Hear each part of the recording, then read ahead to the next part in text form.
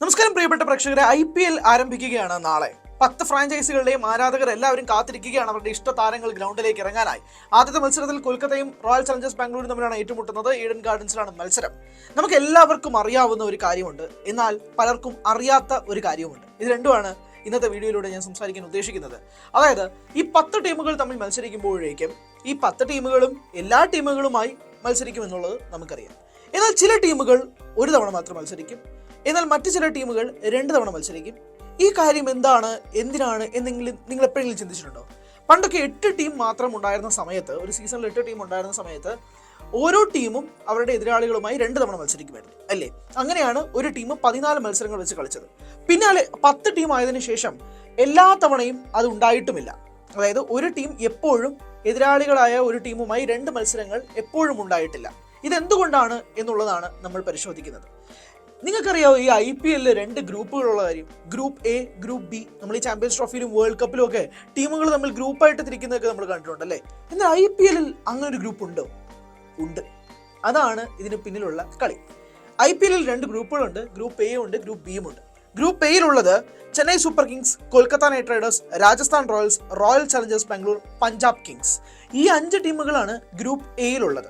Group ബിയിലുള്ളത് Mumbai Indians, Sunrisers Hyderabad, Gujarat Titans, Delhi Capitals, Lucknow Super Giants. ഈ 5 ടീമുകളാണ് ഗ്രൂപ്പ് ബിയിൽ ഈ 18ാം IPL എഡീഷനിലുള്ളത്. ഇത് പലർക്കും അറിയാമായിരുന്നു? അറിയാമായിരുന്നെങ്കിൽ കമന്റ് ബോക്സിൽ രേഖപ്പെടുത്തുക. എന്തായാലും ഈ 2 ഗ്രൂപ്പുകൾ ആയിട്ടാണ് ഈ തവണത്തെ IPL ഫ്രാഞ്ചൈസ് നടക്കുന്നത്. ഇതിൽ സാധാരണഗതിയിലുള്ളതുപോലെ തന്നെ ഗ്രൂപ്പ് എയിലുള്ള ടീമുകൾ തമ്മിലാണ് 2 മത്സരങ്ങൾ വെച്ച് കളിക്കുന്നത്.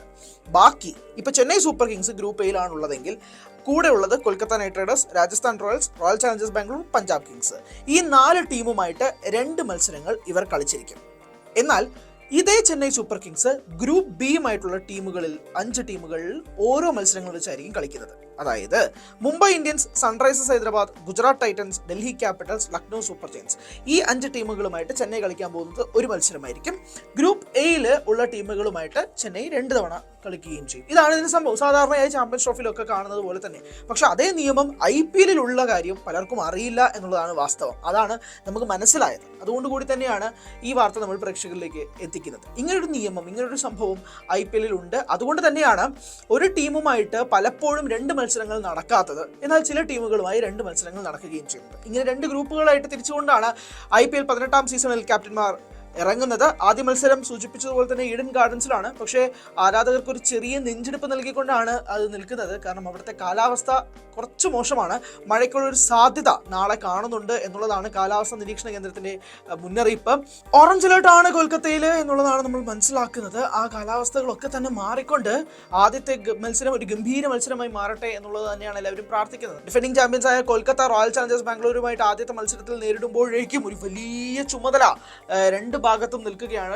ടീമുകളെല്ലാം അട്ടിമുട്ടി മാറ്റത്തിലാണല്ലോ വരുന്നത്. കൊൽക്കത്തയും ബാംഗ്ലൂരും ബാക്കിയുള്ള 8 ടീമുകളും അട്ടിമുട്ടി മാറ്റത്തോടെയാണ് വരുന്നത്. ബാംഗ്ലൂർ ആവട്ടെ രജത് പതീദാറിനെ ക്യാപ്റ്റനായിട്ട് നിയമിച്ചുകൊണ്ടുള്ള ആദ്യത്തെ മത്സരത്തിലാണ് അവർ ഇറങ്ങുന്നത്.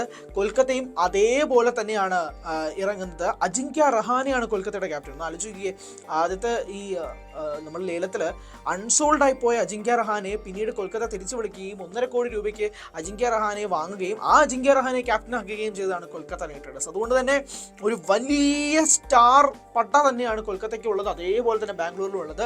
വെട്ടിച്ചില് മത്സരത്തിൽ കുറഞ്ഞതൊന്നും ഇനോഗ്രൽ മത്സരത്തിൽ പ്രതീക്ഷിക്കുന്നില്ല. പക്ഷേ മഴ ഒരു വില്ലനായി മാറാതിരിക്കട്ടെ എന്നുള്ളതാണ് എല്ലാവരും പ്രാർത്ഥിക്കുന്നത്. അപ്പോൾ ഇങ്ങനെ കാത്തിരിക്കാം IPL 18ാം സീസണിനായി.